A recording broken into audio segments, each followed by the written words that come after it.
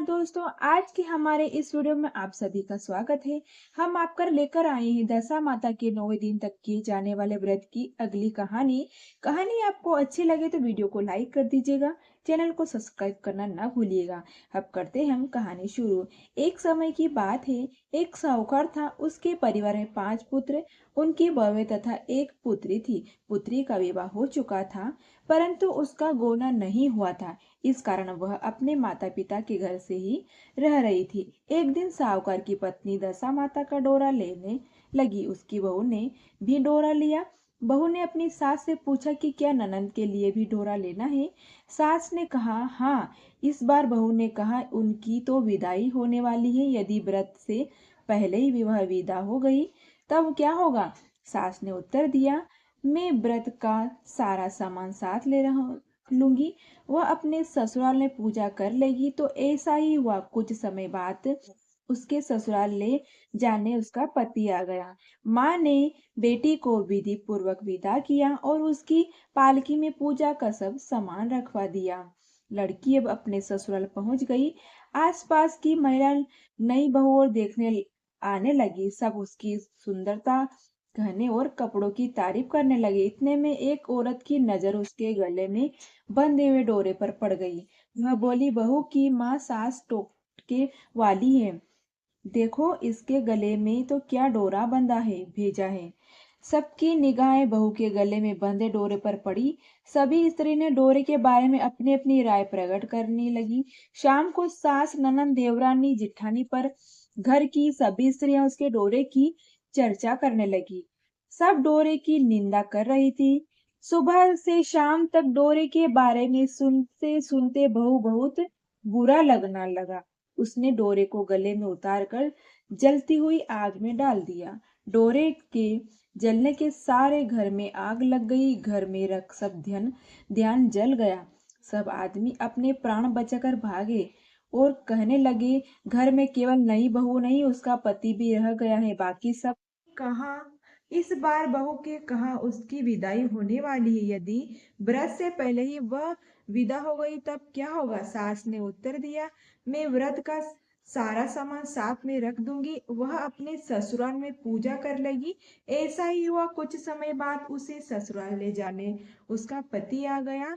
माँ ने बेटी को विधि पूर्वक विदा किया और उसकी पालकी में पूजा का सब सामान रखवा दिया। लड़की अब अपने ससुराल पहुंच गई। आसपास की महिला नई बहू को देखने आने लगी। सब उसकी सुंदरता, गहने और कपड़ों की तारीफ करने लगे। इतने में एक औरत की नजर उसके गले में बंधे हुए डोरे पर पड़ी। वह बोली, बहू की माँ बहुत टोटके वाली है, देखो इसके गले में क्या डोरा बांध कर भेजा है। सबकी निगाहें बहू के गले में बंधे हुए डोरे पर पड़ी।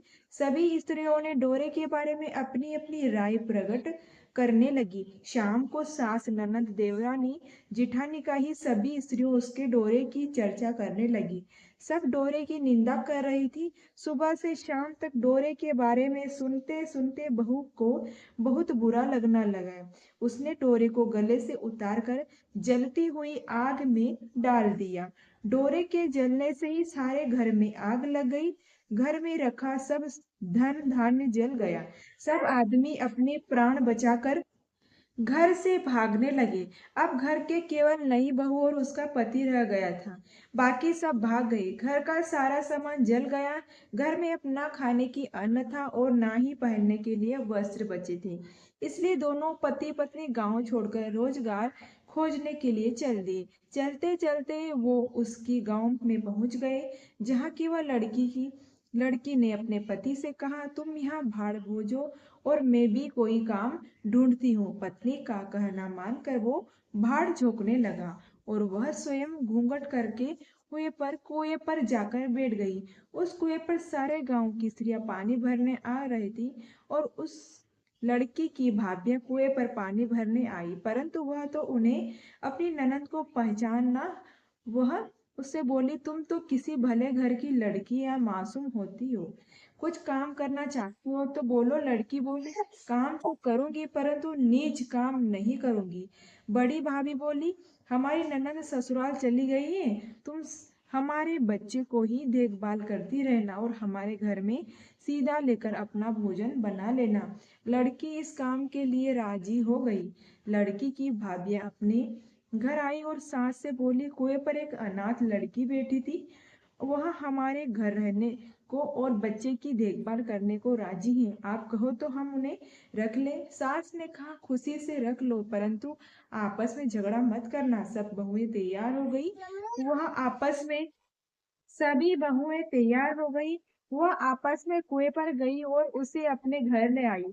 वह अपने भतीजे और भतीजी को देखभाल करने लगी और अपना जीवन निर्वाह करने लगी।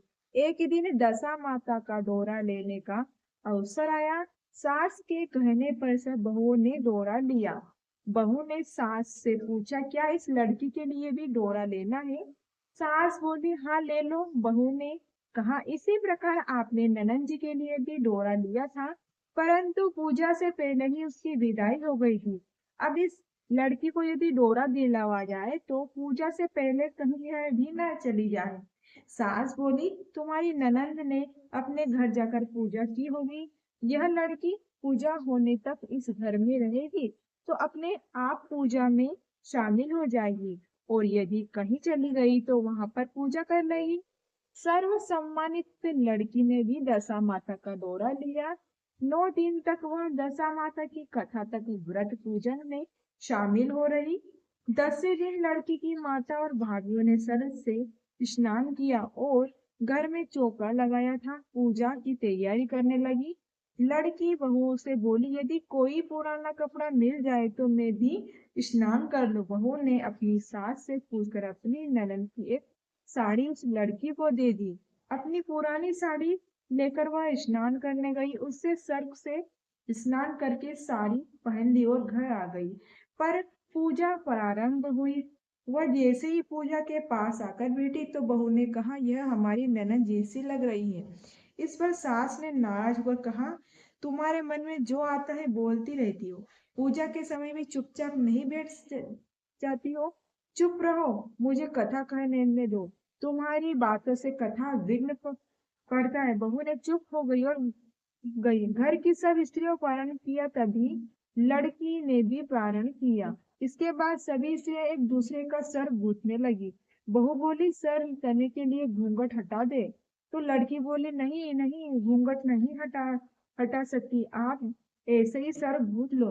तब वह बोली, तेरे सिर की गूंद जैसी ही हमारी ननद में भी थी। सास नाराज होकर बोली, तुम मेरी बेटी थी, तुलना इससे क्यों कर रही हो? सास ने बहू को हट दिया, परंतु उसकी बात उसके मन में घर कर गई। उसने लड़की से कहा, आज रात मेरे पास सो जाना। रात को जब बहू सो गई तो उसने उस लड़की से पूछा, तुम्हारे पियर में कभी कोई था? उसने जवाब दी, मेरे 5 भाई भाभियां थी, तुम जैसे माता पिता थे। तब वह बोली, तो उन सबका क्या हुआ? लड़की बोली, पीहर में दशा माता का डोरा लिया था, उसके पूजन में पहले ही ससुराल के लिए विदा हो गई। ससुराल में मैं मेरे गले में पड़ा डोरा देकर वह सभी स्त्रियां हंसने लगी और मेरी हंसी उड़ाने लगी। तब मैंने उस डोरे को आग में डाल दिया। डोरे के साथ सारा घर जलकर भस्म हो गया। सब लोग वहां से भाग गए और मैं और मेरा पति भागकर इस गांव में आ गए। तब उसकी माँ ने पूछा और इस गांव में आ गए। तब उसकी माँ ने पूछा, तुम्हारा पति कहाँ है? लड़की ने कहा, बाहर झोंकने गया है। दशा माता के प्रकोप से हमारी यह हालत हो गई। वह समझ गई कि यह लड़की और कोई नहीं, उसकी बेटी ही है। तब उसने अपने 5 बेटों को बुलाकर कहा कि यह तुम्हारी छोटी बहन जैसी है। सवेरे होते ही माता के कहने पर 5 भाई भाड़ भोजन के यहाँ गए और अपने बहनों को लेकर आए। उन्होंने उनको स्नान करवाया और उत्तम वस्त्र पहनाने के लिए कपड़े पहनाकर सुंदर सावकार दिखने लगा। वह कुछ दिन ससुराल रहकर अपने घर चला गया। पहुंचते पहुंचते उसने देखा कि सब लोग पहले तरह सुख पूर्वक रह रहे। इसके बाद वह अपनी ससुराल आया और अपनी पत्नी को विदा करवा कर घर ले गया और अपनी दशा पर विचार करती हुई जा रही थी। जब लड़की अपने ससुराल पहुंची तो सास थाल सजाए, ननद कलश दिए और देवरानी जेठानी अन्य मांगलिक वस्तुएं लिए उनका स्वागत करने लगी।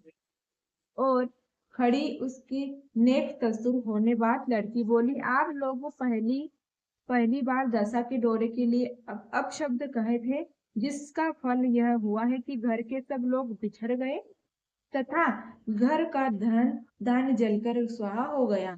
बड़ी मुसीबत उठने लगी और बाद अब अच्छे दिन आए हैं। आप से कोई भी दशा माता की डोरे की निंदा न करे और न करने की भूल करना।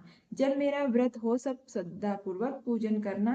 सबने खुशी खुशी बात मान ली और 9 दिन तक व्रत चलता रहा। 10वें दिन विधि पूर्वक डोरे की पूजा की गई। 7 सुहागन को न्योता दिया गया, उनके श्रृंगार करने आंचल भरा गया और इस दशा माता का पूजन प्रसन्न हुआ, संपन्न हुआ। जिस प्रकार दशा माता की लड़कियों ने दिन फेरे, वैसे ही इस दशा को कहने होने वाले को भी उपकार भरने वाले को भी दशा माता फेरना। जय दशा माता। तो भक्तों, यह थी दशा माता की कथा, साहूकार और बेटी पर दशा माता की कृपा की कहानी।